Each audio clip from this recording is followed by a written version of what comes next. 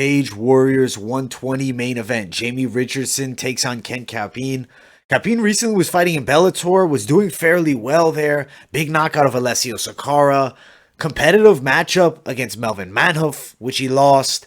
And then in his last fight, though, he took on Will Fleury, and he lost that fight to a dominating wrestler, a guy who's in a chain wrestle, get you to the ground, control you. And that's just a hard matchup for Kent, and especially because Will Fleury was also 3 inches taller, significantly longer reach. But I still think he's a threat. He has a lot of power in his hands, and I mean, a knockout win over Alessio Sakara is something admirable. Sakara's a pretty solid mixed martial artist. Jamie Richardson, young up-and-coming prospect, 24, actually fought for the Cage Warriors title. That was in his last fight. That was against Matthias Frederick. He lost that in the 3rd round by knockout. Before that, though, beat Matthew Boner in a competitive back and forth. Granted, 6-5, not the highest level record, but was on a good streak when they fought, and beat Phil Wells twice.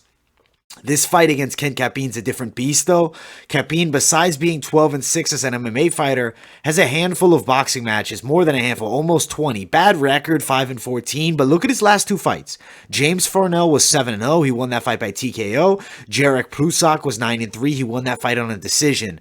Kent Kauppinen can definitely box, and I do feel the strength that is Jamie Richardson's is also going to be boxing, but I think Kent's a bit more explosive, hits a bit harder. Jamie Richardson, though, I do like his head movement. He evades shots fairly well, but granted, the style that he evades with, he could get caught by something big because Kent throws nasty hooks. If you look at his fight against Melvin Manhoef, he put him down. I'll quickly fast forward to the moment here. Right as they clinch up, and being in very close is where Kent shines. Look at those brutal hooks that he put Manhoef down with.